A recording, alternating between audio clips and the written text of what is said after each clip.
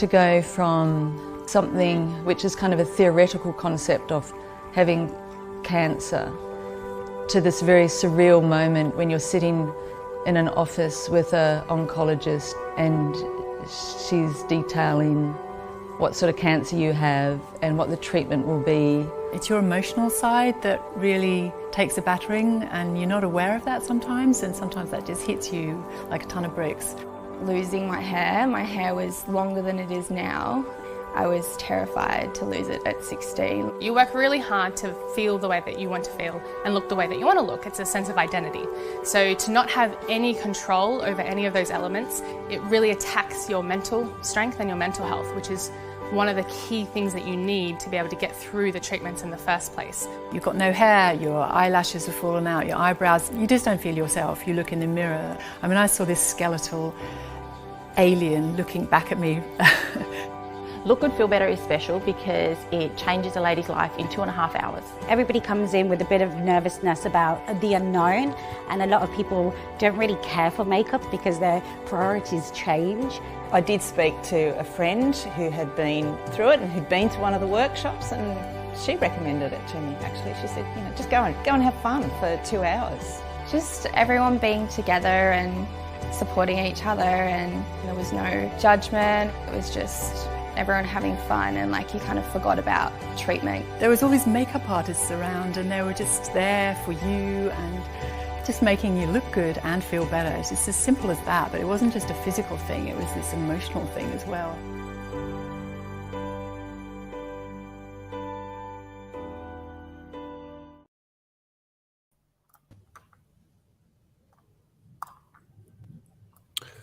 Welcome. Thank you very much for sharing that powerful video.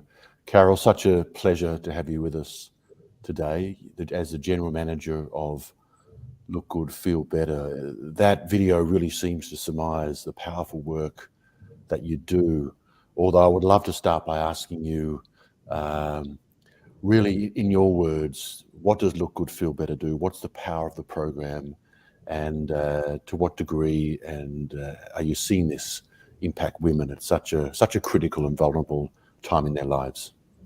Yeah, thank you, Jeremy. Thanks so much for having me. I very much appreciate it. And yeah, I mean, that video, I've watched it many times, as you can imagine, and it still gives me goosebumps because that's exactly what Look Good, Feel Better is all about. You know, we say it all the time. It's more than makeup. It's about that sense of community and allowing patients to connect, to potentially forget about their cancer treatment for a little while, and to get that confidence back. You know, we offer workshops. That's, I guess, the way that we support cancer patients. We have face-to-face workshops and virtual workshops that we offer, covering topics that we hope will help them through their treatment in terms of, you know, the side effects that they might be experiencing. So for women in particular, skincare and makeup, headwear, wigs and scarf styling.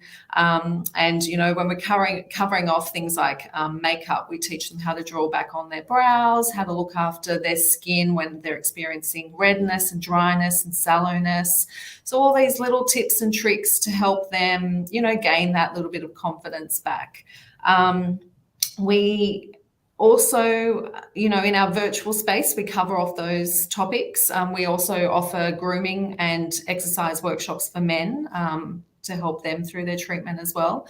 And we also run workshops to help with some other topics, to help with some of the more physical and I guess psychological aspects. So we offer workshops around yoga and meditation, tapping, so emotional freedom technique, tapping away some of the stresses, qigong, exercise, and lots of other topics that we cover off to help patients. And all of our programs are free, and they're available to any patient receiving treatment for any type of cancer.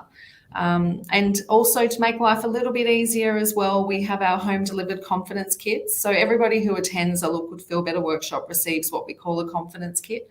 It's full of skincare and makeup and grooming products for men to help them use as tools in the workshop and then take home and continue using them. And our home delivered confidence kit service is for those who can't attend a workshop for whatever reason. They get that kit sent home along with an instructional booklet and links to videos on our website. So they can experience a Look Good Feel Better workshop from the comfort of their home without having to leave, which is, particularly, as you can imagine, over the last couple of years has been a really important service that we've been able to provide. I like that video also because it highlights the reality for all of us where our identity is often, quite significantly intertwined with how we look. And for people going through chemotherapy and being impacted by, losing their hair, etc., it would be devastating on one's, not only the illness itself, but one's sense of sort of confidence to be out in the world.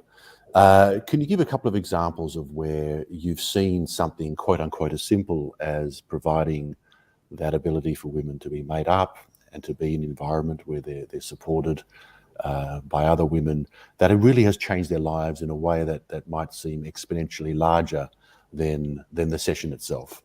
Yeah, absolutely. I mean, honestly, Jeremy, we hear stories every single day. So I've probably, in my time at Look Good Feel Better, I've probably got thousands of stories, and being able to go to workshops myself, I have seen it firsthand. There's definitely some that stick out for me. One in particular in 2020. So I guess it's probably sticks out for a couple of reasons. This participant or patient, Tracy, so she was 72 and she was diagnosed with cancer in 2020. She had been working in healthcare for most of her life, and so she was very aware of what lay ahead for her in terms of the treatment and how difficult it was going to be. And she told us that she actually sat herself down. She was a widow. She sat herself down and had to have a real think about whether or not she wanted to let nature take its course or whether she was going to fight it. And her words, she said she chose to live, which to me is incredible.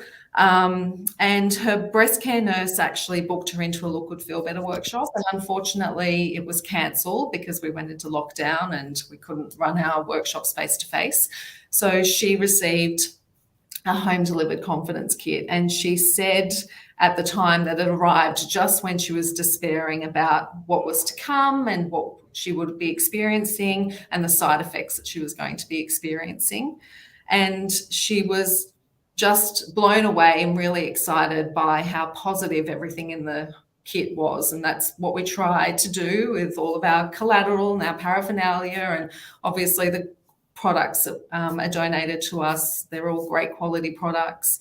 And she said that it was really clear to her just from the package that she was being helped by people who knew what she was going through and were, had put this together because they knew exactly what she would need at this time. And she said that, every day from that moment, she made an effort every morning, and she was like, I actually do feel better. I'm making an effort and I'm looking good and I feel better.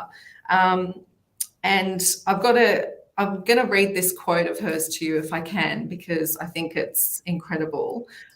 She said, "The Look Good Feel Better program is a highlight of support and rehabilitation for me. It confirmed my decision to fight the cancer, and it continues to support me in living the life I want, not just what I'm left with." Like, that's incredible. Yeah, thank you. Thank you for sharing that. It really captures how powerful it is, the work that you do and being there at a critical point. And obviously you care deeply yourself about this. What inspired you to want to work with Look Good Feel Better? Yeah, so I actually didn't know about Look Good Feel Better I hadn't had anyone close to me going through cancer, so I didn't know anything about it until a work colleague, when I was working at the Children's Hospital at Westmead, she was diagnosed with cancer, and she went along to a workshop that was being held up at the Adults Hospital, and she came back, 2.5 hours later, and she was a completely different person. She had always been really boisterous and full of life, and unfortunately, she lost that confidence when she was diagnosed and when her appearance started changing and she lost her hair. And she literally came back absolutely joyful. And I was like, I couldn't believe it. I couldn't believe that something with such a simple premise made such a difference to her. And that day she actually left work and picked her kids up from school, which is something that she hadn't done in a long time, because she just wasn't feeling great and she just didn't have the confidence to be able to, get out there and, be at school, pick up at the back gate. And I thought, wow, this organisation really is doing some incredible things. And fast forward a couple of years later, and here I am in the role that I'm in. And yeah, it was an easy decision for me to, take this role, because I'd obviously seen the impact it had on her. And again, as I said, every day I'm seeing the impact. So it's a pretty easy place to work, I have to say, in that regard. Every day you see the difference that's being made thanks to our small little team, and we've got 800 volunteers around Australia who are incredible and obviously help run the program and run the workshops. So yeah, it's a pretty easy place to be. Were you working in this sector previously? Yeah, so at the Children's Hospital, Westmead, yes, I was working in community relations and marketing, predominantly in fundraising. So, and prior to that, that was my first job in this sector, well, in fundraising, yeah. We often, we always meet inspiring people when we do these webinars, and it seems the common factor is how moved people are by the work, and they care deeply, and there's a passion for the impact which you're able to create and how it's touching people's lives every day. And so I'm curious, what makes, like you said, and it is right, it's a simple premise, helping women receive that care package and make up at a critical point in their lives. What is there anything else particular that would say makes Look Good Feel Better unique in respect to its focus and methodology? Yeah, I guess, we're really lucky. So we are a global organisation. We run in 26 countries around the world. So we're lucky in that we've got this huge network of colleagues right around the world, and we're always supporting each other, sharing ideas, learning from each other. So I think that makes a real difference in terms of the program that we're able to provide, because we do have the patients and lots of stories from right around the world, at the forefront. So I think that's a huge difference for us. Obviously, we're unique in that we're not any cancer. We're not, it's not just, one particular type of cancer. So no matter what cancer you're being treated for, we're here to support you.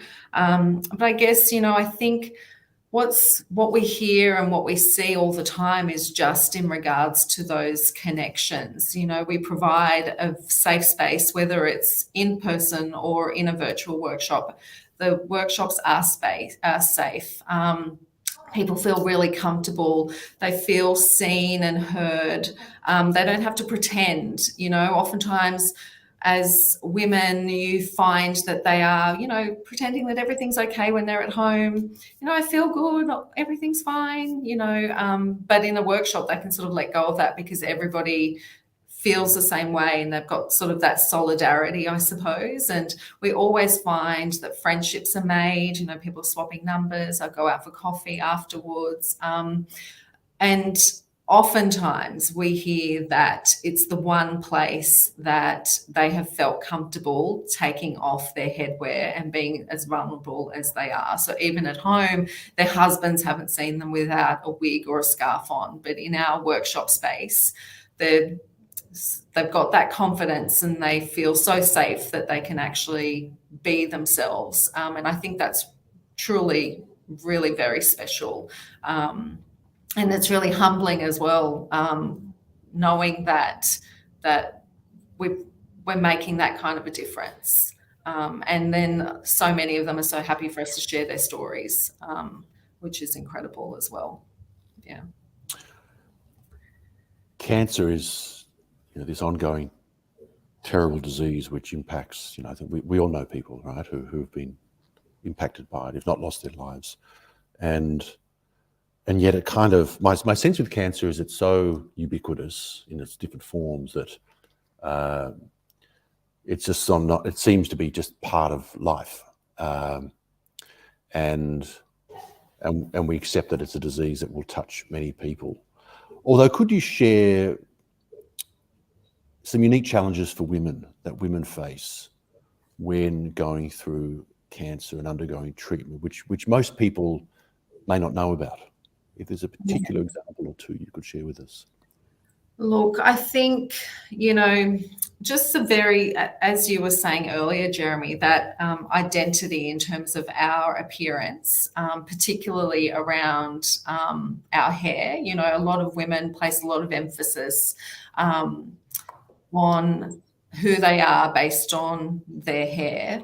And yes, we all know for most treatments, well, a lot of treatments will result in hair loss. But I suppose what people might not realize, it's not just the hair on your head or on your face, like with your brows and your lashes. It's literally every single hair on your body, including the little hairs up your nose, which actually do have a job to do.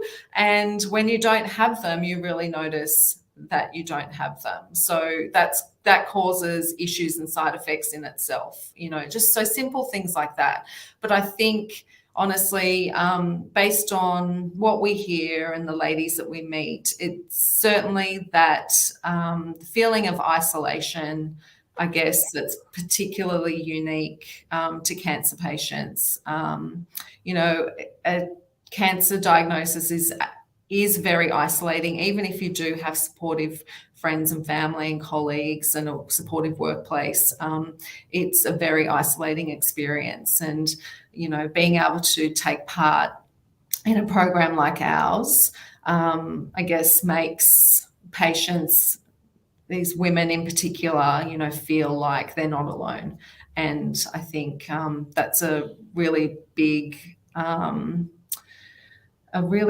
issue that is overlooked, in terms of, mental health and how people need to not feel alone to get through that diagnosis and that treatment. I think that's definitely something that, I guess we just don't realize, especially when you do see, they've got friends and family who are supporting them, bringing them meals and things like that. It's still very isolating because they tell us, that nobody knows what it's like to go through unless they're going through it. So yeah, and that point about isolation is so critical, and like you shared earlier, the fact that these women can come and meet other women and empathize and create connections and friendships is such an important part of the healing. Yeah, absolutely. And you're creating that environment for women to do so. Could you share another story, an example of your work and how powerful this process can be to help women feel uplifted and help restore their dignity? Yeah, so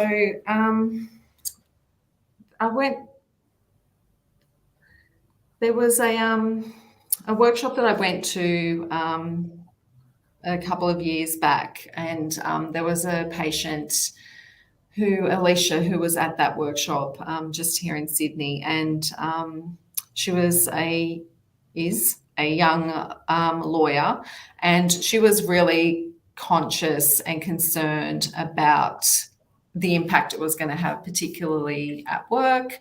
And she had, up until that point, not told anybody and not interacted in any way with any kind of support groups or cancer services that were available to her. And she had a wonderful time at that workshop. We've actually got her story on our website because she was happy for us to share it. And she came out of that workshop, again, uplifted and feeling like she could take control of what was happening to her, and that she should go and seek help where she needed to seek help. And obviously everyone at work needed to know. And she said to us at the time that she was just really grateful that she'd been able to, again, make these connections. She didn't feel alone. And when she was going through treatment, from that workshop onwards, she saw those familiar faces at the hospital having treatment, and they could have a little chat and a little laugh. And yeah, she just, again, felt confident and able to sort of live as best as she could while she was going through that treatment. So there's so many stories like that. It's pretty incredible. And we're so honoured at I Could Change to play our part and help create that impact and touch people's lives. I'm always very surprised and excited when I look onto an individual NGO's page and see how much we've been able to raise through our incredible business partners. So far, $1 at a time, we've raised over $124,000 and counting. Can you share kind of what impact funding like this creates for the organisation and the people you're serving? Because while not an insignificant amount, it's not huge, and people might think, okay, what does that actually mean? So could you help us sort of bring to life what funding like that, which continues to add up, the impact it has? Yeah, of course. Well, enormous impact. So we don't receive any government funding. So our entire program is, as I said, free for patients, and it's funded entirely, solely by donations from the community. So the $124,000 raised by Equals Change businesses is huge for us. It costs about $100 for a patient to receive our support. So that's, 1,240 odd cancer patients that have been supported thanks to those funds raised, which is incredible. And we, quite simply, I can't be any clearer, couldn't do our work without support like this. I don't know where we would be and what we would look like. So we're very, very grateful. Very grateful. What keeps you going? What keeps you going, and what do you most look forward to? Yeah. I think, you know what, I'm so lucky. I've got such an incredible team. We're a small little team. There's only 10 of us. And we, everyone is so committed to this cause. Everybody believes wholeheartedly in what we're doing. So it's really wonderful working with such a great bunch of people. And we've got, as I mentioned, 800 volunteers who are so, again, committed to our cause and volunteer so many hours all over Australia to ensure that patients are able to benefit from our service. So that certainly keeps me going. I'm very grateful to work with such a great group of people. And then, when I get home and I've got my kids at home and my 2 dogs who are always more than joyful to see me and very excited to see me, it also helps, I have to say. I think, given the work you do, you're up against the existential edge of life. You are confronted by people who are dealing with potentially end-of-life questions on a regular basis, which is, I imagine, can be very confronting. And I'm no doubt it feels that this is such a powerful force for you to do the work and to help the women who are going through this stage. I'm curious, when you look back on your life, hopefully a very long time from now, I mean, life is a fragile thing, and we often don't realize that, right, till we get a cancer diagnosis, or perhaps there's a terrible accident. I mean, it is a fragile thing to be alive, and we often don't realize it till it's too late. So I'm curious, given how you're kind of confronted by this potential reality every day, looking back on your own life, again, hopefully a long time from now, what do you believe you'll be most proud of? Oh, I think if I go back to my primary school years, the primary school I attended, our motto was deeds, not words. And that always resonated really well with me, even as a kid in, year 3, 4, 5, and 6. And now when I think of, there's so many similar sort of kind of thoughts around that. Paulo Coelho, who wrote The Alchemist, his quote that the world is changed by your example, not by your opinion. I think I'd certainly try and live my life that way, professionally and personally. I've got a lot to say, don't get me wrong, but I certainly hope that my actions speak louder than my words, and that deeds not words has definitely stuck with me. So I hope that is what I will be most proud of, both in my work life and in my home life, that I've exemplified that kind of that behavior, and I've done the best that I can, I suppose. Yeah. Yes, thank you for sharing that. No, I mean, one of our values that I Could Change is to be of service. Yeah. And it sounds like, well, it doesn't sound like it. You're doing that every day. You're living that every day, from work to your children to the dogs. Sounds like you've got your hands full. Yeah. Mostly to the dogs. That's true. So how important are partnerships? I mean, you mentioned you receive no government funding. How important, critical are these partnerships to helping Look Good, Feel Better, achieve your goals and be of service to the community? Yeah, they're really important, Jeremy. I mean, obviously, in terms of income generation and funding, they're paramount, but also in terms of, obviously, we've got a lot of supporters and partnerships who provide gift in kind, whether that's through stock or supporting us with, skills that we don't necessarily have within the team, that they support us with in that way. Just advocating for us and sharing what we do, so that if there are people within their network who could do with our help, that they know that we exist and they come and, we can help them. Partnerships, they're critical.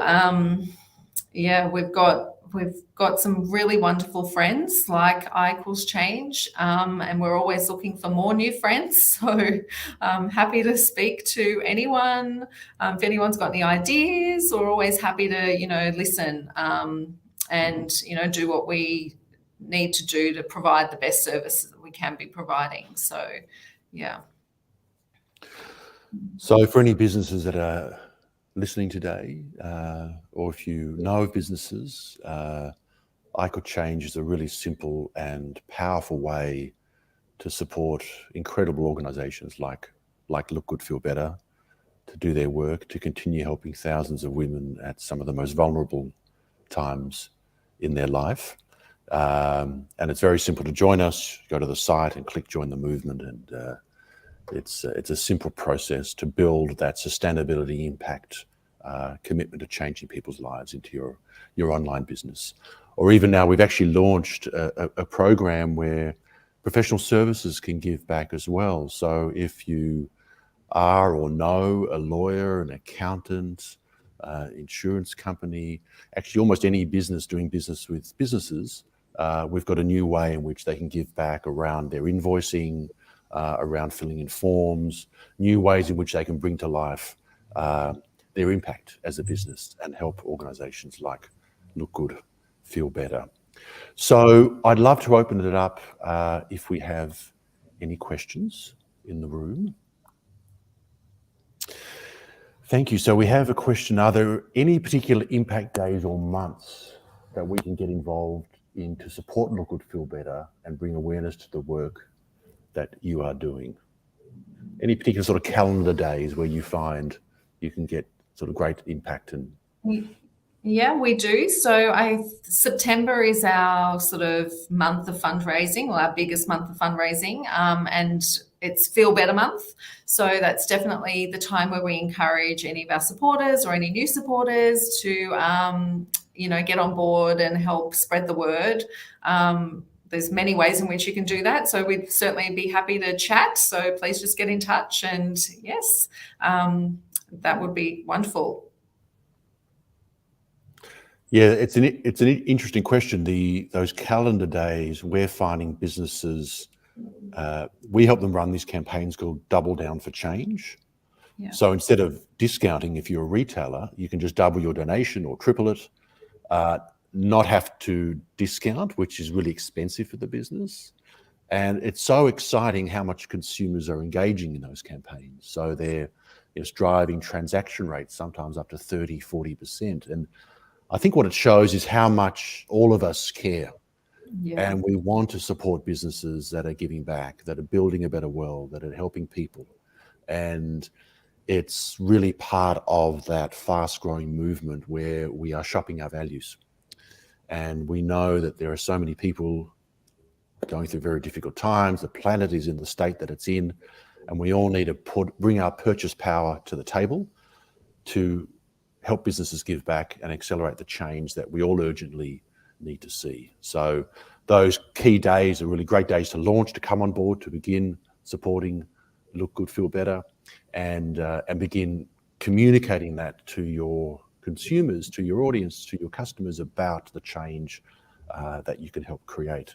And working with Carol and the team, we actually gather content as well, so you can talk about that across your channels and really bring to life and celebrate the impact that you're helping to create. So thank you for that. That's a great question. Any others?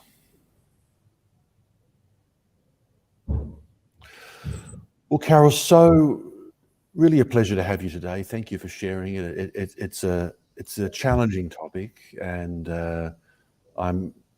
I've no doubt you're moved every day by the work that you do and the women's stories. And I know we have some wonderful brands like Clarins and others, high-profile brands that are really passionate about the work you do. And so we're honoured to have raised that funding so far, and I know it's going up every day.